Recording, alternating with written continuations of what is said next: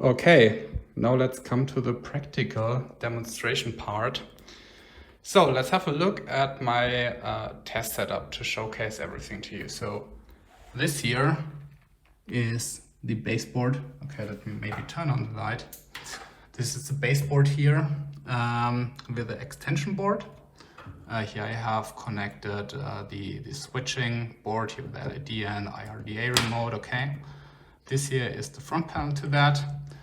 Here on that connector I have connected the analog audio input, and the analog audio input here goes into my smartphone to play music into the device. Here I have my power supply. Currently I have made a setting to 20 volts and 2.7 amps. This should be sufficient. And now let's have a look on the channel configuration. So here on the extension board I have connected two wires, those two ones, and those two wires are going here into that Bose Acoustimas 5 subwoofer. So you might wonder now, okay, why do I need like two channels for that subwoofer? But the point is that the subwoofer actually has like two drivers integrated. So there is here on the upper side a driver and here on the lower side a driver, and they are basically separated by the left and right channel input. So basically it's like, you know, one enclosure but with two different drivers inside here. And then here on the baseboard, so the two M channels out of the baseboard are connected here over those wires. One time here to the left speaker, this is also the Bose Acoustimas 5 speaker. And on the other one hand side here to this speaker. And yeah, I would say now let's turn on maybe the power supply. So press here output. So the device is going now into normal mode. So this means LED is constantly lighting up also here on the baseboard. And now, so the device doesn't have any configuration inside. So this means it just plays out the music which is coming here on the analog audio input port without any filter modifications, or completely full range to all of four speakers. Okay, so I can try now to start the music here on my smartphone. And now you can hear already some sound coming here out of the device, right? But you hear it's like sounding a little bit fuzzy, I would consider, and also here out of the subwoofer.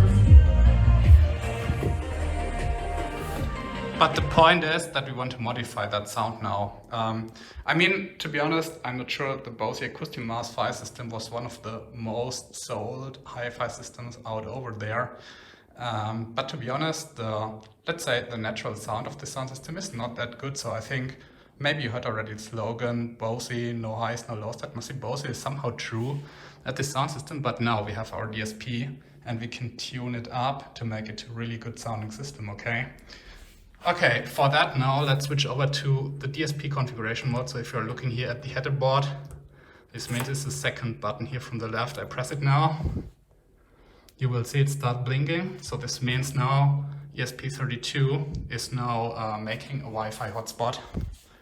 So if I'm opening now my laptop, I go here now to the Wi-Fi settings. And you will see there will be the new Wi-Fi network, Samforte. That is how I call it basically. And you see it is already also connected now, directly as I switched on the DSP configuration mode. And now this is the UI overview. This is how it looks like. I mean, I will switch now immediately over to screencasting that you can see it better. But I will turn up once again the music. And you see already that we have here the live level monitoring going on. And yeah, as I said, I will make now screencasting. I mean, you have seen now the setup, and I will also record now over here the internal microphones of this Zoom H4 recorder, so that you can hear also me quite well because I'm sitting in front of the computer, but that you can hear also quite well here the loudspeakers. So, okay, I hope you can hear me quite well, and we are starting now. So the device is in the configuration mode now. My Wi-Fi is also connected. I can play music through my smartphone. Let me show you. Okay, you see it's working. So at first, let me show you a little bit the bass functionality. So we are having here the output channel. So just for information, out 1 is the left speaker, out 2 is the right speaker. So those are the 2 amplifier channels from the baseboard. And out 3 and out 4 are basically the outputs of the extension board, so basically for the subwoofer. What we are usually doing, okay, I mean, for the satellite speakers, you want to keep that configuration, having here left and right. But for the subwoofer, we usually want to have a mono sum, because, you know, subwoofer is only a single enclosure, so let's put it to mono. Now, at first, what I want to do, I want to show you like how the mute configuration is working. So let me start probably the sound now. All my friends are still talking about drugs, saying feet. So all channels are mute now. This is now the left channel, okay? The right channel. Okay, so actually I found out meanwhile that out 1 is basically in reality the right speakers and out 2 is in reality the left speakers. So it should be like vice versa, you know, but it's no problem here in the configuration, so we can just put it here to right and this to left actually, okay? And here is the subwoofer, maybe you can hear it. So you hear the subwoofer is like also pushing out the full range signal. It's like a little bit more bass sound I would consider, but you still hear somehow the voices, okay? So I would say we are starting at first now with the subwoofer, and for that I can like push a control link. So this means that all the configuration I'm making, for example, to output channel number 3 is directly copied also to the output channel number 4. So you see it, okay? And also a very funny thing is, because I have told you beforehand that in subwoofer there are like 2 speaker drivers, okay, which are in the same enclosure but over different channels. So if I'm now unmuting here the subwoofer, I think you should hear somehow the sound through the microphone. But if I'm pushing now here 180-degree phase shift to one of the speaker,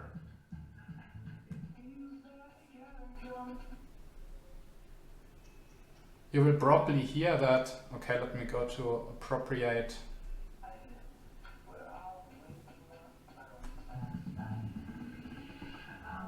Okay, now there's bass. I hope you hear it. And now the bass is completely interfering to each other, and you only hear probably a little bit of voice, but not more now. Okay, anyway, that was fun to see, but now let's continue. So I make the control link here on output channel 3 and 4. My other speakers are muted now. And now the first thing what I would do is making a high pass and a low pass filter to the subwoofer, okay? So I'm starting now playing sound. And the first thing is I would make a high pass here probably, for example, with 24 dB per octave, okay? This is now at 1000 Hz, but it's a little bit too high. I would set this probably, I don't know, to 30 Hz or 33 Hz, which is a good compromise. And then we also are doing like a low pass filter, because you want to have a frequency cut, let's say at, I don't know, 150 Hz, for example. So that the subwoofer is now really playing only that frequency range between the 30 Hz and the 150 Hz. I could also make now some sort of equalizer here, for example, activating here a bell filter with a Q of 0.7 at 1000 Hz with a gain of 0. Now I could theoretically push it, so you see here that the green one is basically the EQ3, but it doesn't really affect the overall curve here. If I'm pushing now here the frequency a little bit lower, you see that the overall frequency response of the lower channels is basically here the white line, and now it's influencing a little bit the sound. So I could make probably here a small equalizer with a very, very narrow bandwidth here, I don't know, pushing for example to, yeah, let's say probably 60 Hz or so. And yeah, so you got a, let's say, a peak. So I'm not sure if this is really the right configuration, so don't get me wrong, I'm not an acoustics engineer, I'm an electronics engineer, but you get it, what you can do with it basically.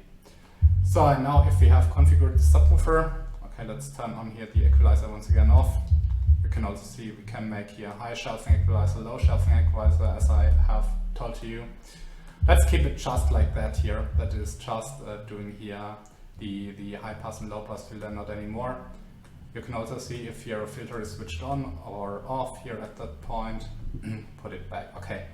Now the next thing is we are muting here the subwoofer once again, and now I would put on the main speakers, and then just for your information in advance, I will also make now controlling here between out 1 and 2, but this time we will then only make a low pass filter to the satellite speakers. Waking up unsatisfied. I won't taste it harder. So you see, now the frequency response here is flat over the channel 1 and 2. Here on 3 and 4 we have here the subwoofer configuration. So now I will make here a high pass filter. And yeah, let's play some music over it that you can hear how it behaves.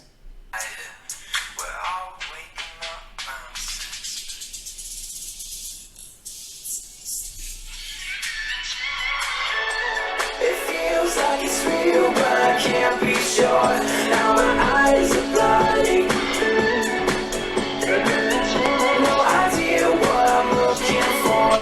I think you heard the effect if I'm shifting the frequency here, but we can do the same stuff here with the low pass filter.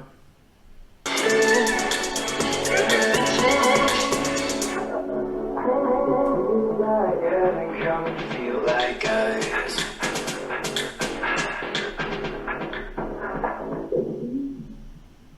And absolutely no sound anymore, so you can hear the speakers are not really working below 100 Hz, 150, so there's absolutely no sound then coming out anymore. So I would say we push that back here, and okay, that was now the wrong that was not the wrong way around, but we put it here to, let's say, 150 Hz. it feels like it's real, but I can't be sure. Now my eyes are bloody. And now putting on once again also the subwoofer, and you can hear already that I would say the sound is already a little bit more cleaner than it was before, so that we have now here the satellite speakers here like high pass filtered, and being the subwoofer being also like filtered here in its frequency range. And now what is quite typical is that the subwoofer has basically a more worse efficiency in comparison with satellite speakers. So I would just push the satellite speakers a couple of dBs back, so that the subwoofer is basically more present in the end sound.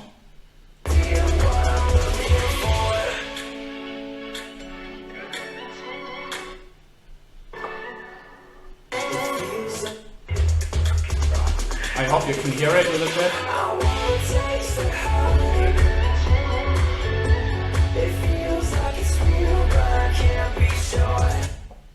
So another point what we have to configure maybe is that the satellite speakers have a little bit problem with the treble, so we can just make an equalizer, for example high shelf, put this here to, I don't know, 4000 Hz.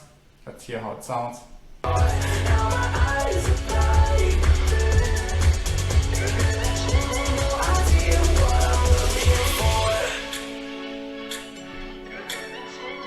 So I would consider this sounds already a lot more clear actually now.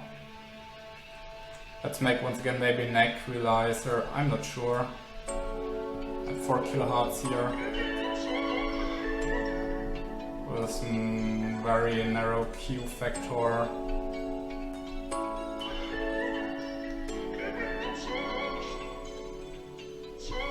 All my friends are still talking about. So I would consider that this sounds already really good, to be honest. So the next thing what we have to configure now is basically the limiter. We have here 4 different limiters for the different output channels, and then I can set, okay, here for example out 1 and 2, those are the satellite speakers, and then I can shift here the threshold of the limiter, for example, to, I don't know, I think maybe the speakers can handle, I don't know, 5 watts, maybe 10 watts, let's put it like -7 dB or something like that. And I would also say, let's make more short release time for the high frequency stuff. And then I'm pushing now once again the controlling. I'm putting it now here, output channel 3+4. For the subwoofer, especially for bass frequencies, we can keep a lot longer hold release time of the limiter. And yeah, I think we can keep it just as it is. But now the point, of course, is our power supply is 20 volts only, and the calculated maximum output voltage here would be something like 26.9 volts from the amplifier. So I would just limit it to probably having 17 volts peak, because that is the maximum what the power supply can deliver from voltage point of view at the moment. And you can see here I can switch between the channels, and everything is also like copied here. So next point is we can care about the delay probably. So at the moment the delay is not really necessary, because I would say the speakers are very at the back of the subwoofer, and the loudspeakers are quite in line with the subwoofer. So theoretically I could just delay here the single channels, but that's not really necessary at that point. And then I have here also the virtual bass system, but I would say I will make a follow-up video of that where I can show you these effects more in detail once again, because this is just a very basic demonstration. And the last thing now, which is probably interesting, is the IRDA remote control. So I have here now an standard IRDA remote control, and yeah, so if I'm pressing some button here, you can see here on the left side that here some commands are received, okay? So I'm pressing now, for example, the button number 1. Pressing it, and you see, okay, this is a receive command. I can put this now to turn the device on and off. Then I'm using here the center button, for example, press it a couple of times. It is received, then I paste this to the mute functionality. Then I'm pressing here the button up, making it for volume up, pressing here the button for down, it is received, and then making this here to the volume down functionality. Yeah, and if everything is now configured as it should be, then I would just say we are saving here now the settings to the device. When it says settings saved on device. Now I will check once again if the limiter settings are correct, so it will now getting a little bit louder. Staying up till 7, still on a buzz. I wanna taste the honey. It feels like it's real, but I can't be sure. Now my eyes are bloody. No idea what I'm looking for. They're all losing their minds behind the closed doors. There's plenty to hide. It never ends, and they never know why. So okay, the cool thing about limiter is actually it doesn't care how the listener or the user is turning up the volume low and up, you know, but if a certain power limit is reached, it will just like turn down the volume, so that the amplifier is absolutely not possible to push out more than it is capable of actually. Yeah, and that's pretty it. And let's now show you once again how you can connect via Bluetooth and stuff like that. So you have seen now the device configuration is finished. We also have saved the settings already on the device. And now we can just make a new power cycle on and off. So this was the IRDA remote control which I have used. So I press now the button 1, which means it turns now to shutdown mode or to sleep mode. So it is off, okay? Now I'm turning it on once again. And you see, it's lighting up now. Now, the next thing I will do is I will like connect via Bluetooth to it.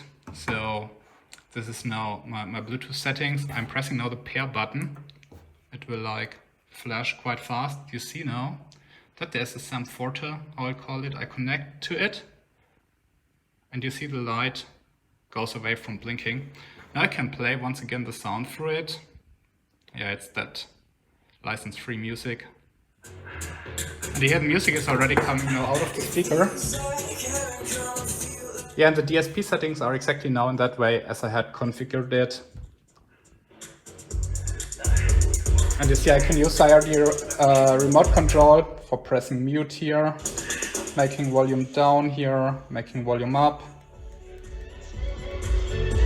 It feels like it's real, but I can't be sure. Now my eyes are bloody.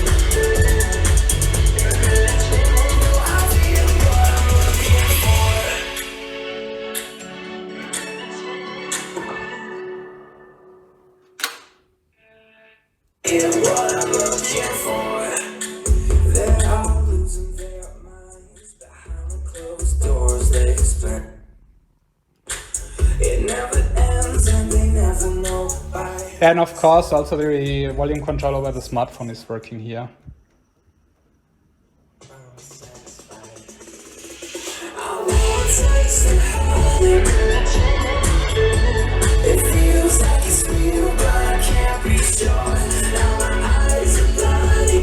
Yeah, then I would say let's sign it off.